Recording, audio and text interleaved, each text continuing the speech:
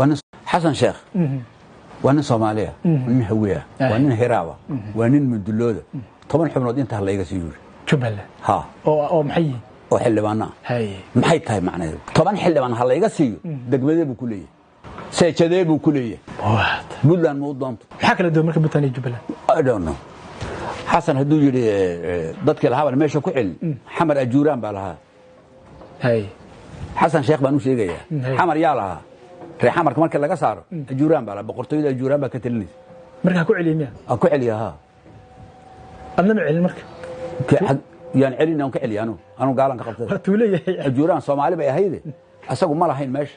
imaamka xagee ka keenan waa ka way maqlaayaan hadda maxaan ka rabaa Soomaalnimo hadii la waa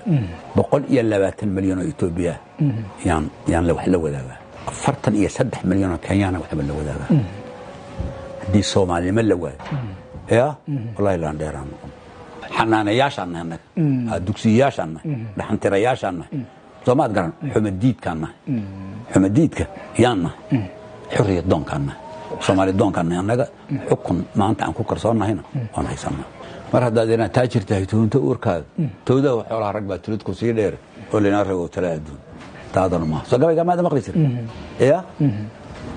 waxa waaye waxaan lahayn hadaa raadis waxa aan baa ku haysan yaa raadinay wax xusan lahayn xasan ha kitaab aan jirin oo iri leeyahay oo Soomaali leeyahay oo Djibouti uu ka soo qaatay baa akhrisanaya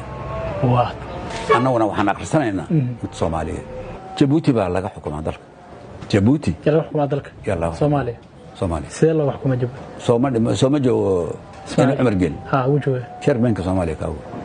chairmanka Soomaaliya maxaad ula jeedaa ya maxaad ula jeedaa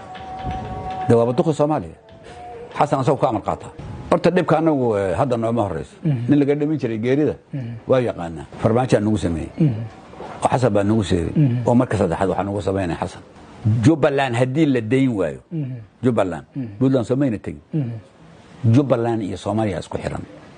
Jubbaland iyo Soomaaliya Jubbaland Soomaaliya hadii Jubbaland deyn waayo dawladda Soomaaliya ma dhalanayso dawladda Soomaaliya akulu di Soomaaliya ma la waa Jubbaland la deyn waayo oo Soomaalinimada aan raadinayna la raadin waayo oo waliba muddo dhow laga jawaabi waayo annaga waan tashanayna Soomaaliya ma jiriso waxa sidhimahayo Ilaahay abuurtay ma jiro diyaaradan xayiray kuwa cusub ay imaan doona hadalka iga qoracaaw unoo yeeray madaxweyne ma waxay moodeen inuu bahasha iska kabkabtay shirweyn ma qanu unoo yeeray saana leeyahay xamarna waan ka soo kacay sharciilaan ku jooga leeyahay tala idinka idinta Allah idinku weydiin anaguna weydiin maxaa tiraahdaa marka haddaad ku jooga leediin ahlan wa sahlan